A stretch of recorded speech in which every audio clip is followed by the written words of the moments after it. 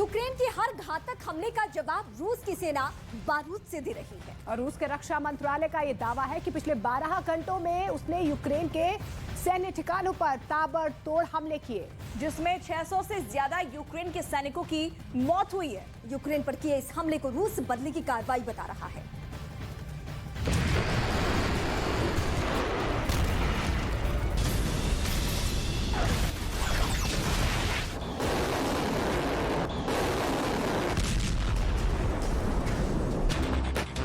साल बदला, लेकिन महायुद्ध के मैदान में डटे दो देशों के बीच विध्वंस की तस्वीर नहीं बदली। 2022 में शुरू हुई जंग 2023 में और भीषण होने वाली है। वो इसलिए क्योंकि रूस हो या यूक्रेन, दोनों ही देश अपने आसमान में उठने वाले एक एक हमले का जवाब बारूद से दे रहे हैं।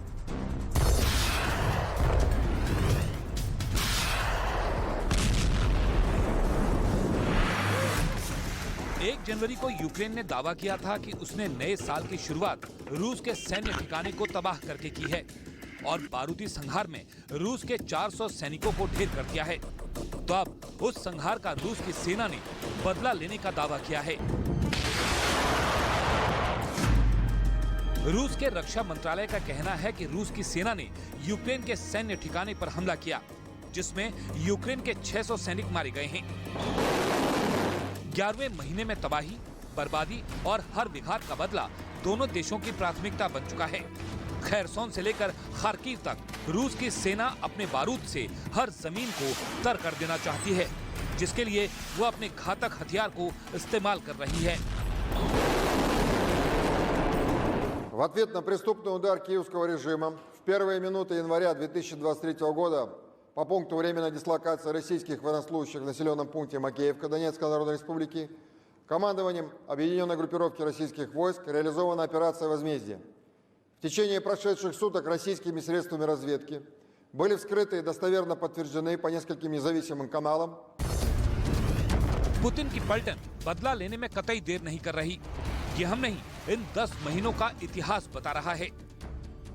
रूस के रक्षा मंत्रालय के मुताबिक 8 जनवरी की रात रूस की सेना ने 30 से ज्यादा यूक्रेन के सैन्य ठिकानों को तबाह कर दिया। रूस के खूंखार फाइटर जेट ने यूक्रेन के 5 विमानों को मार गिराया। रूस की एंटी ड्रोन सिस्टम ने यूक्रेन के 5 ड्रोन को नष्ट कर दिया। 10 हिमार्स, MLRS और एक हाव मिसाइल को हवा में नेस्तनाबूद कर दिया। खार्किव में यूक्रेन के Su-27 फाइटर जेट को भी मारने का दावा रूस ने किया है। रूस के पास बेहद घातक हथियार हैं। उसके बारूदी गोदाम की शक्ति से हर कोई वाकिफ है। उसकी तबाही को इस युद्ध में हर किसी ने देखा। पुतिन की पलटन के पलटवार का नतीजा सिर्फ यही नहीं है।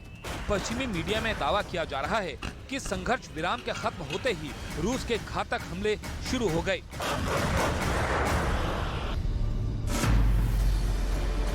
दावा है कि रूस की सेना ने क्रास्नोलिमास्की में यूक्रेन के सैन्य ठिकाने पर टारगेट किया, जिसमें 50 से ज्यादा यूक्रेन के सैनिकों की मौत हुई।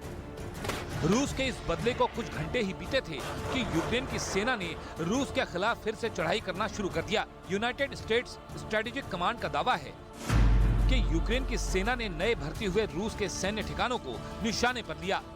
यूक्रेन के इस हमले में रूस के 14 सैनिकों के मारे जाने की खबर है। बारूदी विनाश रुक नहीं रहा है, हमले जारी हैं। दोनों ही देशों की जमीन बारूद से ढक गई है। युद्ध का न अंत दिख रहा है, न अंजाम नजर आ रहा है।